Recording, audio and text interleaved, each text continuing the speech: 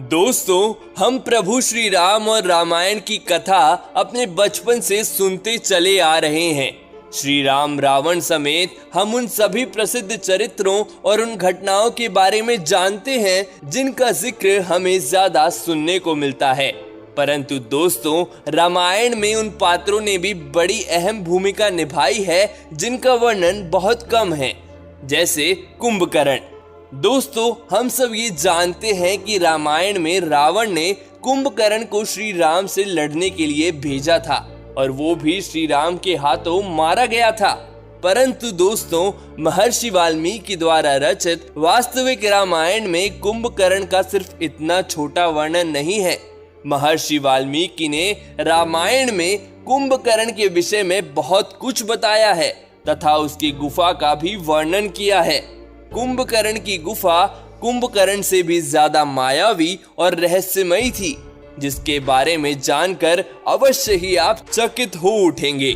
महर्षि वाल्मीकि ने रामायण में कुंभकर्ण की गुफा को बड़े ही अच्छे से और रोचक ढंग से वर्णन किया है।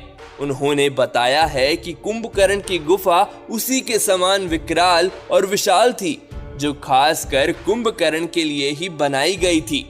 यही नहीं दोस्तों, आज हम आपको कुंभकर्ण और उसकी गुफा के विषय में वाल्मीकि रामायण के आधार पर पूरे तथ्यों के साथ बताएंगे, तो वीडियो को अंत तक जरूर देखिएगा। दोस्तों, महर्षि वाल्मीकि ने रामायण के युद्ध कांड में सबसे पहले कुंभकर्ण का वर्णन किया है। यहाँ पहली बार रावण के मुख से कुंभकर्ण का नाम सुनने को मिलता है, जब रावण अपने राक्षस सैनिकों को कुंभकर्ण को नींद से उठाने का आदेश देता है। रावण अपने राक्षस सैनिकों को आदेश देते हुए कहता है कि इससे पहले कि वानर सैनिक नगर में घुस जाएं, उससे पहले ब्रह्मा जी के शाप से सो रहे कुंभकर्ण को उठाना होगा। वर्णित है कि रावण अभी ताजा राम जी से युद्ध हार कर आया था।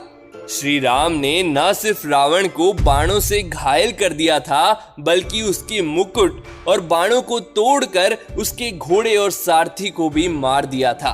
वाल्मीकि जी लिखते हैं कि इस हार के बाद रावण बहुत हताश हो गया था और उसने श्री राम को एक साधारण व्यक्ति समझना बंद कर दिया था। अतः उसने कुंभकर्ण को उठाने का आदेश दिया।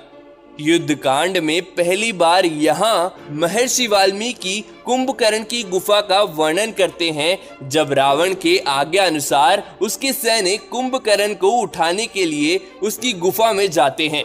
सैनिक सुगंधित फूल मालाओं और बहुत सी खाने की वस्तुओं को लेकर गुफा के पास जाते हैं।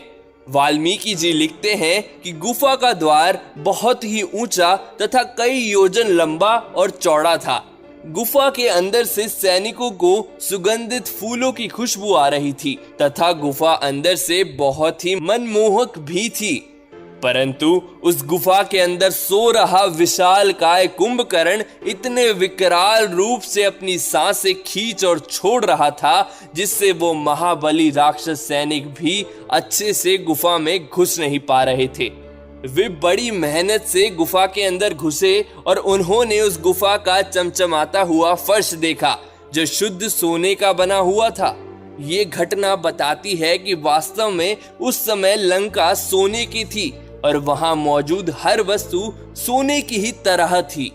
वाल्मीकि जी वर्णन करते हैं कि राक्षस सैनिक सोते हुए कुंभकर्ण को देखते हैं, जो किसी पड़े हुए पहाड़ की तरह लग रहा था। वह गहन निद्रा में लीन किसी सर्प की तरह फुंकारे छोड़ रहा था। उसकी नाक के दोनों छेद बड़े विशाल थे तथा उससे निकलने वाली सांसों से राक्षस बहुत ही परेशान हो रहे थे। राक्षसों ने उसे जगाने के लिए वहां विभिन्न जानवरों के मांसों का ढेर लगाया, वहां मदिरा रखी और उसके पूरे शरीर को चंदन से पोता। वाल्मीकि जी के अनुसार राक्षसों ने कुंभकर्ण को उठाने के लिए उसको सुगंधित पुष्पों की माला पहनाई, उसे सुगंधित द्रव्य सुंघाए गए तथा राक्षस वहां धूप जलाकर कुंभकर्ण की स्तुति करने लगे। कुंभकर्ण को उठाने के लिए राक्षस एक साथ चिल्लाने लगे, वे शंख भी बजाने लगे। जब कुंभकर्ण इतने सब के बाद भी नहीं उठा तो राक्षसों ने वहां ढोल नगाड़े आदि बजाए, गर्जना की, कुंभकर्ण पर वार किया और इसके बावजूद भी कुंभकर्ण नहीं उठा। दोस्तों, वाल्मीकि जी बताते हैं कि कुंभकर्ण को उठाने के लिए राक्षसों ने घातक और नुकीले हथियारों का भी प्रयोग किया था, लेकिन इसके बावजूद भी कुंभकर्ण नहीं उठा। बाद में भूख लगने पर जम्हाई लेते हुए वो अपने आप उठा और वहां मौजूद जितनी भी खाने की सामग्री थी वो उसे खाने लगा। नींद में होने की वजह से उसकी आंखें पूरी तरह लाल थी। इसके बाद उसने राक्षसों के मुख से रावण की व्यथा सुनी और वह रावण के पास गया।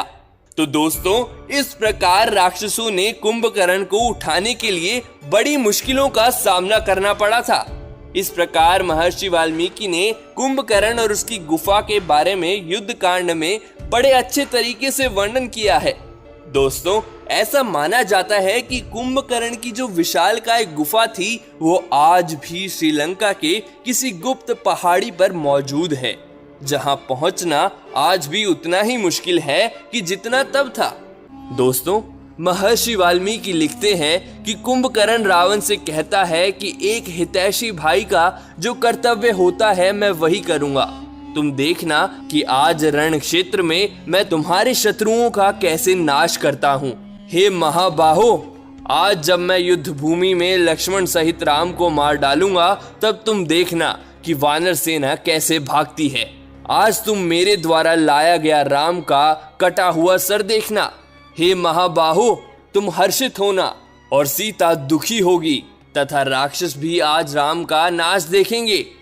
हे राजन, श्री रामचंद्र के विनाश की अभिलाषा रखते हुए हम समस्त राक्षस और मैं आपको यह धीरज बंधा रहे हैं कि आप वानर श्रेष्ठ सुग्रीव को समर में गिरा हुआ देखना। आप चिंता क्यों करते हैं? पहले राम मुझे मारेंगे तभी तो आप तक पहुंचेंगे। दोस्तों, यह सभी बातें कुंभकर्ण ने रावण से कही ताकि वो ज्यादा परेशान ना हो।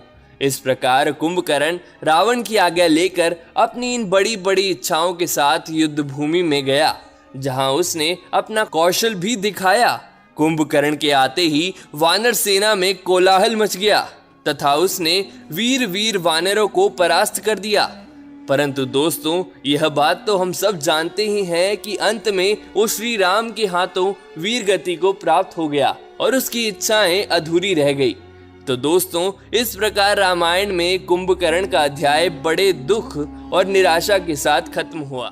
तो दोस्तों, आपको हमारा ये वीडियो कैसा लगा हमें कमेंट करके जरूर बताइएगा तथा वीडियो को लाइक करके अपने दोस्तों के बीच शेयर जरूर कीजिएगा। और इसी तरह की हिंदू धर्म से जुड़ी कुछ गुप्त और रहस्यमयी बातों को जानने के लिए हमारे चैनल को सब्सक्राइब जरूर कीजिएगा।